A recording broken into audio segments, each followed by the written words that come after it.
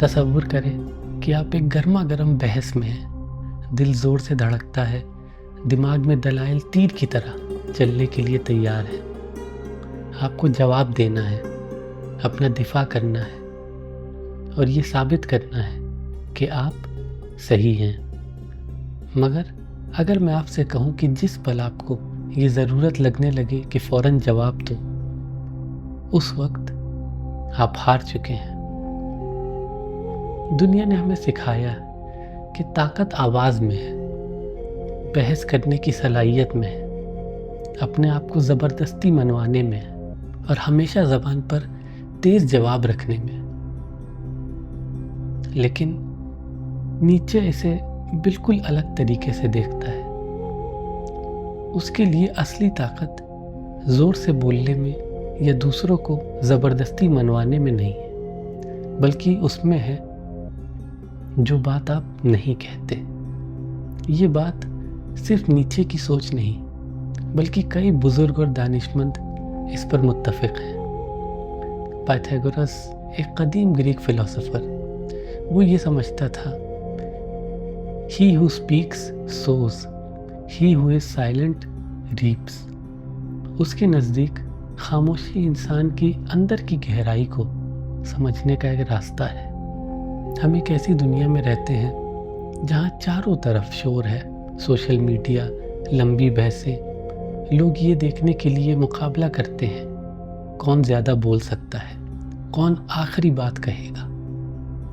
مگر بہت کم لوگ سمجھتے ہیں کہ اس شور کے سمندر میں اصلی طاقت رکھنے والے وہ نہیں جو زور سے چلاتے ہیں، بلکہ وہ دیکھتے ہیں، انتظار کرتے ہیں، اور جب بولنے کا فیصلہ کرتے ہیں تو ہر لفظ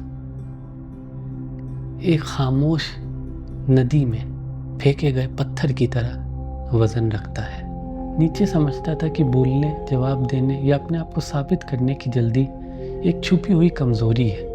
جو لوگ زور سے بولنے کی کوشش کرتے ہیں وہ اصل میں دوسرے سے تصدیق مانگتے ہیں، وہ ریئیکٹ کر رہے ہوتے ہیں، اور جو ریئیکٹ کرتا ہے وہ دوسروں کے قابو میں ہوتا ہے۔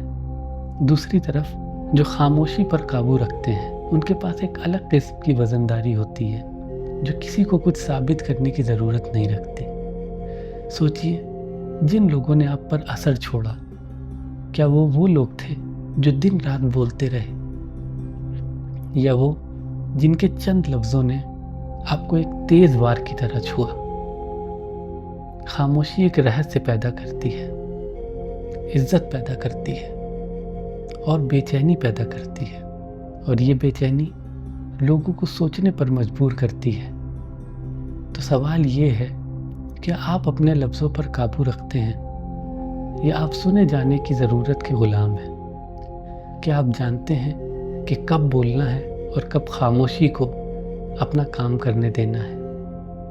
کیونکہ حقیقت یہ ہے کہ کبھی کبھی خاموشی صرف ایک پسند نہیں بلکہ ایک چیلنج ہے جو کم لوگ میں ہمت ہوتی ہے کہ اس کا سامنا کرے۔ پائتھاگورس جو صرف میتھمیٹیشین نہیں بلکہ ایک اسپریچول لیڈر بھی تھا، اسپریچول ٹیچر تھا، وہ کہتا تھا Do not say a little in many words, but a great deal in a few۔ اس کے اکیڈمی میں نئے اسٹوڈنٹ 5 سال تک صرف سنتے تھے، بول نہیں سکتے تھے۔ ان کا مقصد یہ تھا کہ جب تک سوچنا اور محسوس کرنا سیکھ نہ لو، بولنا بے معنی ہے۔ آج ہم دیکھیں گے کہ نیچے نے خاموشی کی طاقت کو کیسے دیکھا اور یہ فلسفہ آپ کی دنیا میں خود کو پیش کرنے کے طریقے کو کیسے بدل سکتا ہے۔ اگر آپ اس ہنر کو سیکھ لیتے ہیں تو لوگ آپ کو کبھی پہلے جیسا نہیں دیکھیں گے۔ چاروں طرف دیکھیں، دنیا کبھی اتنی شور بھری نہیں تھی۔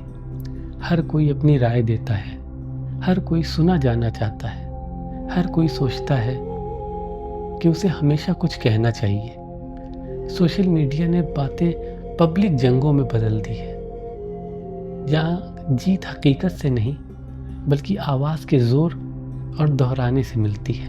مگر نیچے ہمیں تنبیہ کرتا ہے کہ بولنے، جواب دینے یا اپنی بات کو دنیا پر تھوپنے کا جنون طاقت نہیں، یہ ایک چھپی ہوئی کمزوری ہے۔ رک کر سوچئے، لوگ کیوں ہر وقت اپنے آپ کو ظاہر کرنے کی جلدی میں رہتے ہیں؟ جواب سمپل ہے، انہیں ڈر ہے کہ وہ بے وزن ہو جائیں گے، ڈر کہ وہ بھول جائیں گے، ڈر یہ کہ ان کی خاموشی کو پسپایا سمجھا جائے گا۔ اس لیے وہ ہر خالی جگہ کو لفظوں سے بھر دیتے ہیں، لفظوں سے جو شاید وہ خود بھی پوری طرح نہیں مانتے۔ مگر نیچے نے جو سمجھا اور جو شاید آج کم لوگ سمجھتے ہیں وہ یہ ہے کہ خاموشی پر قابو رکھتا ہے، کہ جو خاموشی پر قابو رکھتا ہے وہ کبھی بے وزن نہیں ہوتا، بلکہ وہ ایک راز بن جاتا ہے، ایک ایسا شخص جو آسانی سے سمجھا یا اندازہ نہیں لگایا جا سکتا، اور جو اندازہ نہیں لگایا جائے وہ ہمیشہ واضح سے زیادہ طاقتور ہوتا ہے۔ الفارابی جو کہ ایک مشہور اسلامک فلسفر ہیں، وہ کہتے تھے ہر بار بولنا افضل نہیں ہوتا، بلکہ ہر بار خاموشی بھی بے مطلب نہیں ہوتی۔ وہ یہ سمجھتے تھے کہ خاموشی ایک اندرونی حکمت ہے جو انسان کے سکون، توجہ اور نظر کو گہرا بناتی ہے۔ فلسفے کے لیے یہ ضروری ہے کہ انسان پہلے دیکھے اور سمجھے پھر کچھ کہے۔ دنیا کا شور ایک جال ہے، یہ وہم دیتا ہے کہ جو سب سے زیادہ بولتا ہے، جو سب سے زیادہ اپنے آپ کو تھوپتا ہے، جو سب سے تیز جواب دیتا ہے وہی جیتتا ہے۔ مگر یہ کمزوروں کا لاجک ہے۔ نیچے نے زندگی کو ایک جنگ کا میدان سمجھا، اور اس میدان پر جو سب سے پہلے جنگ میں کودتا ہے وہ ہمیشہ جیتتا نہیں۔ اکثر جیت اس کی ہوتی ہے جو انتظار کرتا ہے، جو دیکھتا ہے، جو دشمن کی کمزوریاں سمجھتا ہے اس سے پہلے کہ اس پر حملہ کرے۔ اصلی اسٹریٹجسٹ چاہے وہ فلسفی ہوں، جنگ کے ماہرین ہوں یا بزنس کے لوگ، وہ ضرورت سے زیادہ نہیں بولتے، وہ جلدی میں جواب نہیں دیتے، وہ ہر کسی کو کچھ ثابت کرنے میں خود کو تھکا نہیں دیتے۔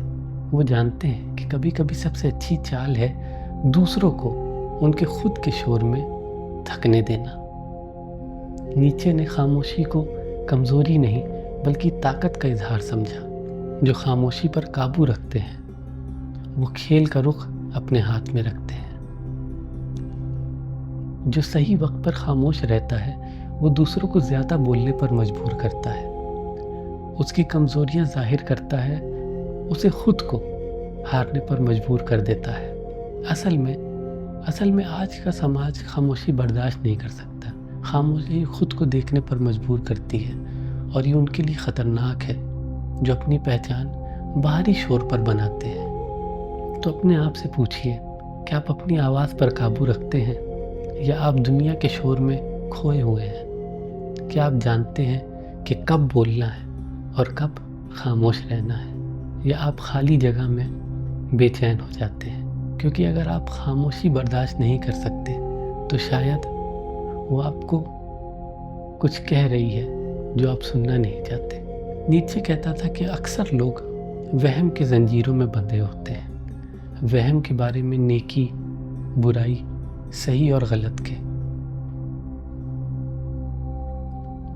بچپن سے ہمیں سکھایا جاتا ہے کہ سماج کے قواعد مانیں، روایتوں کی عزت کریں، مگر اگر میں آپ سے کہوں کہ یہ قواعد آپ کو مضبوط کرنے کے لیے نہیں بلکہ آپ کو قابو میں رکھنے کے لیے بنائے گئے ہیں۔